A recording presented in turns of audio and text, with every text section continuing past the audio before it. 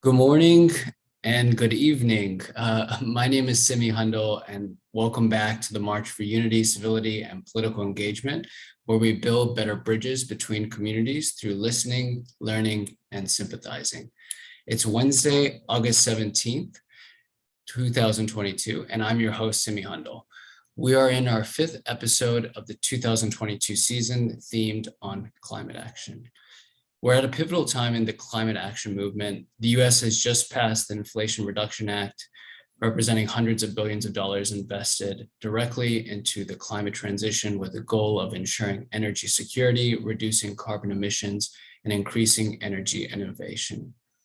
This year, energy markets have been significantly impacted due to Russia's invasion of Ukraine, adjusting geopolitics, energy distribution, and energy prices for everyday people. And this is happening with the backdrop of increased stakes of climate change, including the COVID pandemic, the severity of which many have associated with climate change, and the warning by the UN Secretary General Antonio Guterres that our planet is on a pathway to global warming of more than double the 1.5 degrees Celsius limit that was agreed in Paris 2015. While we will not revolutionize the climate transition in our brief conversation today, I hope this serves as an informative piece for our marchers' journey in understanding climate action movement. And with that, let's introduce our speakers. Mille, could you please introduce yourself? Of course. Thanks for having me, Simmy. My name is Mille. I am 22 years old and I am from Norway, which is why you said good evening, because it's evening over here. I work as the project manager for ONS Young 2022, and ONS is one of the world's largest energy meeting places, taking place in Stavanger here in Norway in less than 2 weeks, actually, as we're recording this. And thinkers like Elon Musk is actually coming. 70,000 people from 100 countries are traveling here to set the agenda for energy and so on. Thank you, Mille. And what role are you playing in the ONS conference? So my main role is to make sure that the young voices are heard. So my project ONS Young invites students, high schoolers, middle schoolers actually, teachers, and also young professionals already in the industry to gather and to network, and also to simply engage in energy and for climate. So we don't want them to lean one way or another when it comes to climate questions or energy questions. But we just want them to care and to form their own opinion. That's what we're giving them a possibility for here at ONS. Very cool. I very much, when I heard the background and history of ONS, I knew I wanted to talk to you guys. I think there's a lot of values that are shared in our very humble program here in ONS. So I appreciate you coming on, Mille. Yeah, thanks. Professor Flatt, could you introduce yourself, please? Sure. I'm Victor Flatt. I'm the Dwight Olds Chair in Law. I'm legally required to say that on a broadcast, and the faculty co-director of the Environment, Energy, and Natural Resources Center at the University of Houston Law School. Our center focuses on policy and law at the integration of environment, energy, and climate, trying to create logical paths forward with the energy transition from Houston, the energy capital of the world. Thank you, Professor Flatt and Mille. Let's go ahead and get started with our program today. We have a lot to tackle. Mille, I'll start with you. Speaking of the theme of let the young voices be heard, I want to dive into that a little bit more. It's a sentiment that the ONS Young Committee has been promoting, but a lot of people feel that young people are less engaged in institutions like politics. For example, in the US midterm elections, 64% of eligible voters from the boomer and silent generations voted, whereas only 30% of eligible voters from Gen Z and 42% of millennials voted, according to Pew Research. There is a similar distribution, albeit very much improved in Norway, in the sense that the younger generation is being less engaged in politics than older generations. Why are young people, in your opinion, not engaging at the same rates, and how can we further engage them? And beyond that, do you have examples of entities such as energy sector businesses that have effectively engaged with younger generations to let their voices be heard? Yeah, so huge questions there, and also several. So I'll start by saying that I think we're seeing quite a few changes to those statistics. At least my point of view will come from being a young person, sharing my my reflections and what I've learned from conversations with other young people, and also the discourse here, at least in Norway. So I think for a very long time, my generation and my age group, I would say we're having a pretty decent life. At least back here at home, we don't have too much to worry about. But as we see the climate crisis just heighten, and we get more and more reports, it's code red everywhere. I think my generation and also the generations below me, or at least the ages below me, are very much starting to get more fired up, more concerned. But of course, when you're in that age, you have a lot to do about your own life. You want to construct your own situation. You want to make your own choices. But I think, or I'm talking to my 8-year-old cousin, and she is even concerned with the climate crisis, right? So there's definitely something happening. But one of the main issues that I see with energy and with the younger generations is simply that we don't know what we can do. We don't know the plan to get through a green transformation, for example. No one tells us that. So again, back to Owen is Young and what we're doing there, what we want to do is to kind of create a platform where they can learn about energy and learn about the climate. I think knowledge is probably the single thing that can heighten and speed up the voter turnout for my generation. Of course, the boomers and my parents' generation are they don't have as much to do as young people anymore, so they have enough time to see why or what they would like the society to change for. But also, I feel like, at least in Norway and in many other countries, we've missed, and there's an age gap between, I would say, those that are between 30 and 40 years. You don't really see them in politics or anywhere really. And it, of course, has to do with the market situations for not too long ago. But at least here in politics, we kind of have a missing generation in between the youngest politicians and the elder ones that are belonging to my parent generation, which is why I think a lot of, I guess what you would call millennials are maybe not familiarizing themselves, or like they can't see the politicians reflect their opinions and their life stage, which might be a part of the explanation. But in 2021, we had our parliament election, the most recent one, and it was described as a climate election because all we could talk about was the climate crisis. And the parties suddenly saw some polls. Okay, the younger generations, they really care about the climate. So halfway through the campaigns, everyone just switched up, and every single party suddenly had a great environmental plan. And that was one of their most important issues, right? Now, what's interesting about that is that actually the Green Party here in Norway ended up with not hitting the bar to get proper representatives into the parliament, which is quite paradoxical considering that it was described as a climate election. But in a way, those climate voters, they went to every party because suddenly the climate was on everybody's minds. My generation is very much being described as idealistic, more idealistic than before, or this age group earlier. And I think that's true. I think in everything we do, we want to make a difference. When we choose something to work with, when we're planning our careers or choices regarding education, we see that this is reflecting us. When I'm meeting someone new and I tell them what I do, I think that's showing who I am, right? So I think we're more aware of that, and we want to contribute to the green ambitions that we all share, of course. And I think it's worth mentioning and important to mention also that Norwegian youth is very fortunate. We are one of the lucky groups in the world that have the privilege of concerning themselves with climate, because all the other things in our lives are pretty good.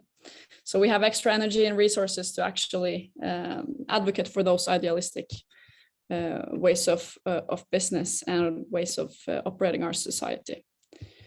So that was one part of your question. Now, how to further engage them? Touched on it. Creating meeting places and arenas where you can actually learn more about the energy issues and the climate issues that we are tackling.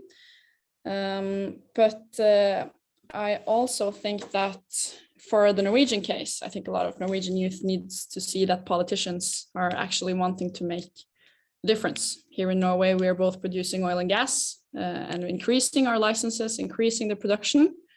And at the same time, we're aspiring to be a climate front runner in the world. So this is a very paradoxical position that I think a lot of Norwegian youth is waking up for. Two different responses to that. Either you start the fight to turn Norway even greener, or you just feel like it's too big of an issue, you don't know the solution. And then that's where I think it's both the business life and the politicians' responsibility to present what solutions we have. So now I've been talking for a while. Is there anything maybe I should add to that? There's a lot of information that you shared that resonates with me, including the very fortunate position that me, as maybe not as young of a person as you, but generally young, I like to think, has benefited from a lot of luxuries that previous generations have not had, and it doesn't feel as imminent, as pressing of an issue, or more generally speaking, issues in politics that forces us to go to the ballot box. That being said, yeah, I do appreciate what you've shared about how we can engage with younger generations, and we'll keep that in mind. Moving on, Professor Flatt, I will have a question for you that is more focused around the US. The US has recently passed the Inflation Reduction Act, as we mentioned briefly earlier.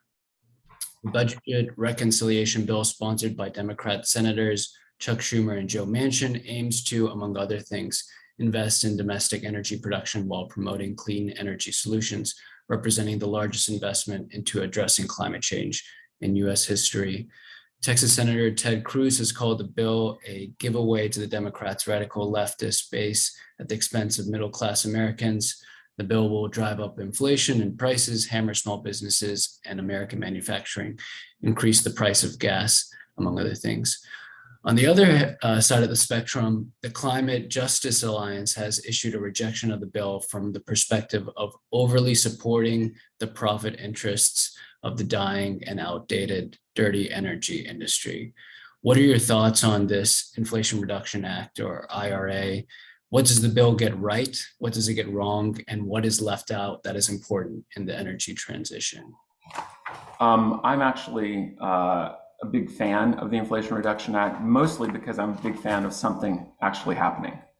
And this is by far the most significant investment ever in the United States in incentives for the energy transition. This is real money that will do real things, which combined with the infrastructure bill in the spring will really accelerate the electrification of the country, building out transmission systems, electrifying transportation, and all of those things. And one other thing that the IRA actually, I think, am so proud of and gets right is that it is clearly concerned about environmental justice.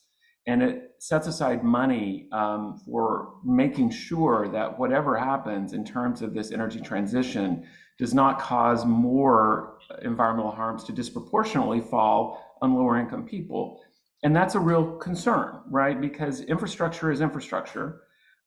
When you build it, it has impacts. The electrification may be the right way we need to be going, but that also has environmental impacts and can affect other communities as well. So I think it really does get that right. I think the biggest complaints about it, certainly from the point of view of the quote that you shared, is that it actually stimulates in some ways and helps support some fossil fuel infrastructure ongoing. So it basically just point blank approves the Mountain Valley Pipeline, which will deliver natural gas. It opens the door to, or at least prohibits the executive branch from blocking leasing of federal lands for oil and gas. But I don't find those things to be really that much of a detriment in the grand scheme of things. For one, we are not going cold turkey on natural gas or oil for that matter, right? You can't just say tomorrow, we will never use oil or natural gas ever again. So as much as we want to phase it out completely, it has to be utilized at this point. In some ways, you can call it a bridge fuel, you can call it whatever you want. The problem with both the United States and many other countries is that they have not been able at a national level to prioritize the pace of change, the pace of transition, which things will be allowed, which things won't be allowed, how do you slow it down, what infrastructure is worth building, what infrastructure should we not build.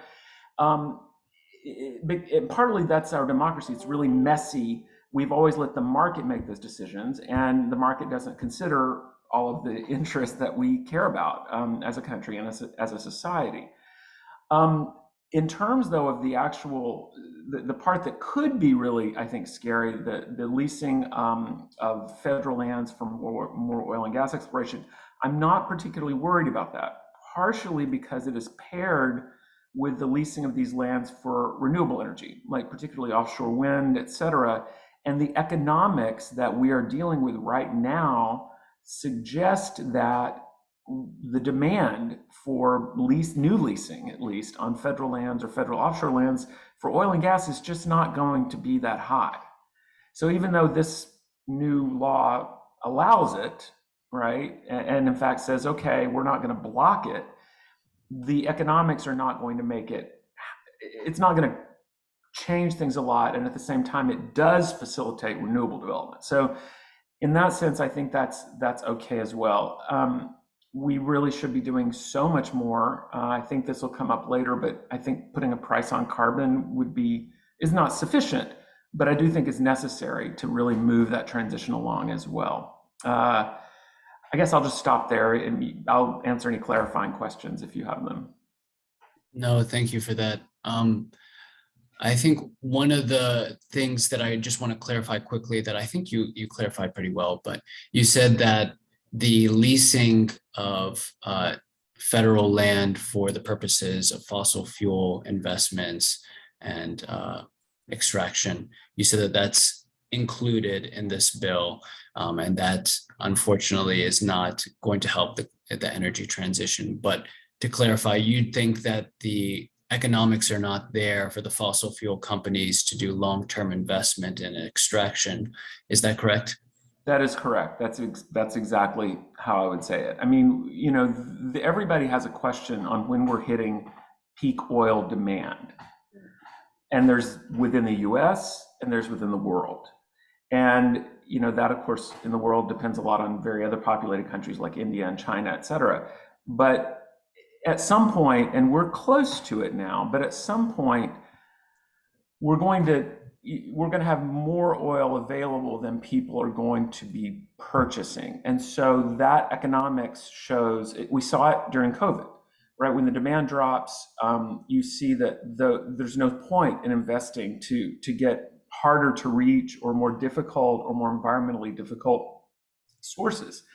And unfortunately or fortunately, depending on how you look at it, the supply of oil is the demand curve is incredibly inelastic. And it's not completely inelastic, but it's inelastic. And so when you see the shocks of COVID on the one hand, reducing demand and sending prices plunging to below zero, and the shocks of the Ukraine invasion on the other hand, which pulls Russian supply off the market and sends prices spiking, most of that happens at this kind of very edge of a 5% margin. And yet we know, right, we are moving in the direction of both lowering the demand curve and eventually shrinking the demand curve. So in the long term, the economics are, and even in the mid-short term, depending on where the price happens to fall at any one time, it's not worth it for this kind of investment. Thank you for that. That does make more sense. And to your point, depending on where you stand on your perspective of the energy transition, that could be a positive for climate activists and just neutralizing the overall investment in fossil fuels long term. I'm going to move to the next section of the program, which is the rapid fire response to opinionated statements. Before I get started with this, as always, our guests today are not politicians, and they may not have analyzed all of the issues that we're going to go over today in depth. And these statements are inherently gray area statements. Please give them grace as they provide their best responses to these opinions as we go over them. With that, let's go ahead and go over the first section of the rapid fire opinion statements around climate change. I'm going to start with you, Professor Flatt, and read out an opinionated statement. Higher temperatures result in more spreading of illness and natural disasters. Do you agree or disagree? Agree. Okay, Mille? I agree. Okay, great. So moving on to the next one. Climate change and temperature increases since pre-industrial levels can be explained as natural fluctuations in the Earth's evolving climate. Professor Flatt? Disagree. Mille? I think this is one that I think is a bit difficult, but I think I disagree. I was trying to word this next one. I'll do my best to word it. Feel free to ask clarifying questions. Climate change models backcasted, or in other words, projections that use historic data points as inputs to project outputs that have already occurred, are off. Those models are off. Therefore, these models are not strong enough to be considered valuable. Professor Flatt? Disagree. Okay. Mille? I disagree as well. Okay, great. Well, you were in agreement in unity for all those. Let's move on to the next section. Incentives or carrots in the energy transition process. I'm going to start with you, Mille. Carbon capture and storage technology is worth investing in. Do you agree or disagree? I agree. Okay, Professor Flatt? Agree. There is an overinvestment of electrifying private vehicles like cars and trucks relative to electrifying public vehicles like buses. Mille? For Norway, I disagree. Okay, Professor Flatt? This is one. Okay, I disagree while saying we still need more investments in large vehicles. Fair. Your asterisk is noted. Yeah. Continued investments in biofuels detract from needed food production and enable harmful industrial agricultural practices. Mille? I have to say that I don't know enough to answer this one, unfortunately. That's fair. Professor Flatt? Somewhat agree. Yeah. I'm an attorney. I'm always going to, These, if we have time, I would love to hear your thoughts on these because these are complicated issues, but I'm going to continue for now. We should incentivize the research and development of green hydrogen, or hydrogen that is made through electrolysis that is powered by renewable energy. Mille? I agree. Okay. Professor Flatt? Agree. Okay, great. So all unity so far. Next section is sticks or repercussions to bad actors in the energy transition. I'm going to start with you, Professor Flatt. A carbon tax is an effective and fair tool for lowering society's carbon footprint. Yes, especially if proceeds are returned to the general public. Mille? I agree. It's a very Norwegian answer. Sure. If no more fossil fuels were drilled effective as of today, that would be a net positive for society. Professor Flatt. Disagree. Mille? I would have to disagree as well. Okay. Operations around NFTs and cryptocurrency are spending a significant amount of electricity. Stronger energy use rules should be put in effect to limit the carbon footprint of these burgeoning industries. Professor Flatt. Agree. Mille? I agree. Okay, great.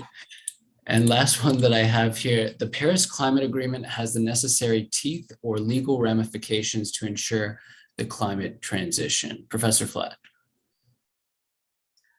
Disagree, but it's a good step. Okay. Mille. I disagree. Okay, great. Well, it sounds like there's definitely some unity. I guess from that perspective, the March for Unity is a hit in this in this case. But I would love to pick your brain a little bit more, especially you, Professor Flatt, regarding some of the statements here. Could you share your thoughts? I think you were going back and forth regarding biofuels. Can you talk about your thoughts about biofuels and the impacts that it has? Sure. So the reason I was kind of hedging is because biofuels can be an extremely broad category. So if your question was about the biofuels that are supporting the use of corn for ethanol in the United States, I do feel like that is being pushed too far. It's an impact on agricultural commodities. It's polluting. It should be diminished. On the other hand, certain kinds of biofuels may be important. Sugar biofuels in Brazil, for instance, but you have to be able, and the reason they may be important is they may be the one way to get carbon neutral fuel for certain kinds of things like aviation that are more difficult to transition to electricity. So I support biofuel research and development, but I think we as a society in each country has to be very careful and clear about the impacts of that on food supply and land use, right? So anyway, yeah, I'll stop there. No, that's helpful. Okay. So that was one thing that I wanted to highlight. The other was regarding the electrifying of private vehicles versus public vehicles. Mille, do you have any thoughts on that?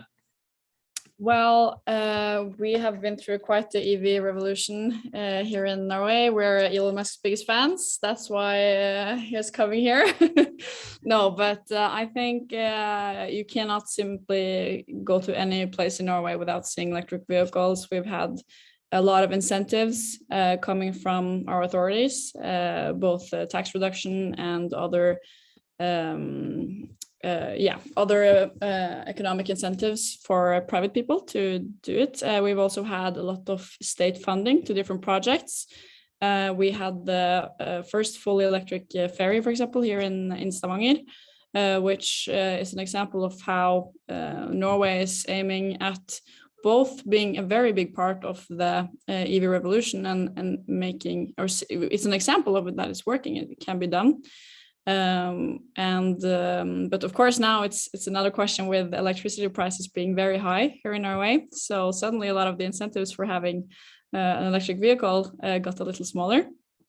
But we also see that Norway is betting on batteries quite a lot. We want to become a battery hub here in the world, which of course also relates to the different electric vehicles. So I think it's very interesting, and I think it's definitely necessary, but as a lot of people are also touching on, it's batteries themselves or in itself is not does not have a zero footprint when it comes to emissions. So that's also an interesting issue, and we're going to discuss it in Åre. So more on that there. And I just have to add, like, the reason why I had a comment about the carbon tax is because I think Norway is a good example of the carbon tax working very well. It's our foremost tool, and it has been since the early 90s for combating emissions and for a Norwegian business life and government as well to reduce their emissions. We see that economic incentives or repercussions work. But at the same time, this system is also being criticized for like just throwing money at the problem, because we have enough money in many cases to pay those taxes, but we also have to cut, of course. But it has worked. That's such an interesting concept. And for us Americans, I feel like it's such a distant concept, given that it's unlikely to pass in legislation. But Professor Flatt, I would love to hear your response regarding the carbon tax, and what are maybe some other examples besides Norway that you feel is working effectively in other countries? So I'm going to broaden it from carbon tax to pricing carbon. And you can do that really in two ways, right? You can actually have a tax on carbon emissions, or you can create a cap and trade system where you limit the number of emissions, and then that makes them have a price and people can buy and sell them. And there are advantages and disadvantages to both of those systems. But at bottom, the two big questions that both of those systems raise and hopefully can help answer is, what kinds of economic incentives, how much of an economic incentive is needed to move people, to challenge the private sector and capitalism to come up with more cost-efficient ways to have a lower carbon economy, right? And then what do you do with that, the funding that you get if you're collecting taxes or you're selling rights to emit in a cap and trade system? And quite frankly, I think that in the world, and when you particularly have income inequality, it's very important to not take money away from the lowest income people. So that doesn't mean you don't put a price on carbon, but it means that you take the money you get from that and you give it back, right? And people have an incentive to spend it on different things, right? So if you're paying $200 a month for electricity, but then your electricity bill goes up to $300, but you're getting $400 back, right? Then you still have an incentive to cut your electricity use, and you're not any worse off than you were before. And I will just point out that essentially the entire rest of the world, certainly in the OECD countries, has a price on carbon, except for the United States. We do in California, we do in certain instances in other parts of the country. There's kind of a shadow tax because of just general regulation, but everywhere else in the world has decided this is the right way to do this, to provide these incentives. And I think that is correct. Thank you for elaborating on that. And beyond that, I would love to hear your response regarding electrifying public vehicles versus private vehicles. Where do you see the shortcomings? Of course, you can make a broad statement that we simply need to invest more, but is there certain areas that we need to invest in when it comes to public vehicles or maybe technology innovation?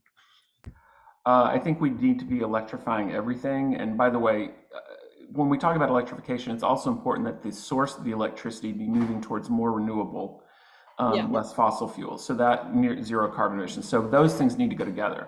The issue that I see in public vehicles, there's a couple of ways to look at that. One are things like buses, that sort of thing, public transit. The larger the vehicle, the more difficult it is to electrify, to fully charge, and to have it run. And that also goes for things like private transport in the United States on large trucks and things like that. And there is now some focus on trying to use what you refer to as green hydrogen, where you electrolyze water to get hydrogen by using renewable energy. Solar is the most common that people talk about, to be able to power these larger vehicles. So I'll back up one thing, just one statement, right? I mean, anytime you're talking about energy and power, you're talking about the density of energy that is necessary, the amount of space and weight it takes up for the fuel and output you get. Electrification is absolutely fine and great for smaller private vehicles. There's no problem with that. Larger ones, it's more complicated, and all of our industries, I think, and countries with policy are going to have to make the decision: do we push more on electrification and large batteries and reducing weight, or do we push more on this green hydrogen? Right, and quite frankly, when you're looking at in 20 years, we're not going to be using fossil fuels as much for these large things. which technology is the way to go? And that still, I think, is up in the air, at least in my opinion. I'd love to hear Mille's version of that too, because I know you have electrification of lots of systems in Norway. Yeah, and one of those systems actually ties back to investing in infrastructure for fossil fuels, because what's going on now on the Norwegian continental shelf, of course, Norway is producing a lot of oil and gas, as mentioned, and as many know. We're wanting, or one of the ways that Norway is going to further cut its emission is, or domestic emissions, is to electrify the Norwegian continental shelf and to electrify oil and gas production, which, again, it will cut domestic emissions, but at the same time, for me as a young person in Norway, it's concerning that my country is using all our money to build more infrastructure for an industry that is very much likely to end in not that long. I don't think it's a very long-term investment. Of course, there's very different outlooks on how long we will continue to produce oil and gas, but in reality, it might be, or in Norway, it can be a very political decision. It can just, from one election to another, you know what I mean? So, of course, we know that we need energy security. We know that we need more energy, but in the end, this is something that is going to have to stop. So for me, I definitely represent the view that I'm concerned about more oil and gas or fossil fuel investments. And at least for a country again, we mentioned before we started here that it's quite the particular case, Norway, because we have a very open economy. We're very dependent on our exports. And I think a lot of youth is looking for new industries for us and for our future. I hope we find them soon. Victor, you mentioned that we have this sovereign wealth fund in Norway, which is made up by all the revenue from, or at least a lot of it, from oil and gas production. Which is great. I'm happy that someone decided a few years back that we were going to make those that revenue public or common to everyone in Norway. And what they have done, the investment fund has really set the scene for green investments. They have, like you said, the market itself cannot automatically take into consideration everything that we want our society to be, which is why it's great that a big investor like the Norwegian Sovereign Wealth Fund is taking an ethical approach also to green investments. That was a digression for me. No, that's great. Moving on, I want to ask a question from one of our audience members, just openly. Either of you can respond a few questions before we wrap up the program. First question is, how should aspiring climate activists educate themselves and think about climate change and climate action? Yeah, I'll take the young stand. So I think that I think we should look outside our own country. And now if most of your young listeners are American, for example, I hope that they can look to other countries. Like Professor Flatt here is mentioning, there is quite a lot of countries doing different things to cut emissions, to make their country greener. And I think if you have enough young people in the US that are learning and engaging more in how the world is coming together to solve the climate crisis, I think maybe it will be easier to implement also in your own systems. Of course, I know there are a lot of other circumstances around the American system, but I definitely think that educating yourself on the different solutions and then making yourself an opinion on what you think is something that works. Now, first and foremost, for those that are concerned about the climate, I really, really think that you should not give up hope. My main interaction with American youth at the moment is through TikTok. And at least what my algorithm is telling me is that American youth are very hopeless and very defeated in their faith in the political system, which is very sad, because the whole idea of the democratic country is that we all have to participate and we all have to engage. Of course, I know, I can imagine maybe I would be a bit more hopeless as well. but I hope that they can lend some courage, at least from what I'm seeing around. There are so many people that are working to fight for a better climate, and I think everything is possible. So keeping it up. I think youth here, and not just youth, many of our citizens are very discouraged. And it's not just about climate change. We've seen real assaults on democracy, misinformation, Exactly. which is unprecedented. And that's its own issue that everybody has to deal with. And we know that around the world, a lot of misinformation is fed, it's fostered. And similarly, even though more information is available now, right, on the web and also on social media, it requires some discipline in sifting through that information as to what's true and what's not true. And I guess I would just suggest, I don't want to oversimplify, but I think there are some things that we can, or I will just say, I feel are true. One, more carbon and methane emissions are changing the climate. Two, you see that right now. It is happening, and it's scary, and it's not going to get much. It's not going to get better. And three, something can be done about that, and that is to both reduce those greenhouse gas emissions and to prepare ourselves for the impact that this new climate is having and will continue to have on us. And as a young person, I think voting and writing letters to your representatives, you may think that that doesn't do anything, and yet it does. And I will just give you an example. I live in the state of Texas. We are represented in the Senate by two fairly conservative, one extremely conservative person. And yet, with the gun bill that just passed here to control weapons, one of our senators actually worked to get that done in a bipartisan fashion. And one of the reasons he noted, I received over 1,000 letters from people in my jurisdiction. Now, Texas has 29 million people. And so 1,000 letters is not that much. And yet that's enough, because these representatives have to be able to say somebody that I represent wants this. Yeah. And that's how they look to it. So please don't be completely discouraged, because you can impact things.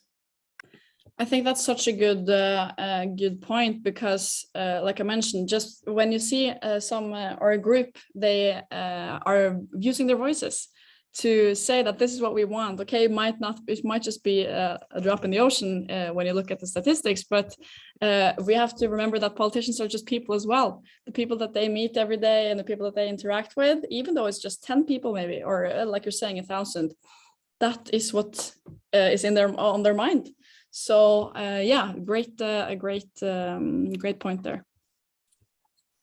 You answered the second bonus question that I had. So thank you so much for expanding on both of those questions, which the second being, how do we persuade those in power to think bigger about energy when they are staunch supporters of old ways of thinking?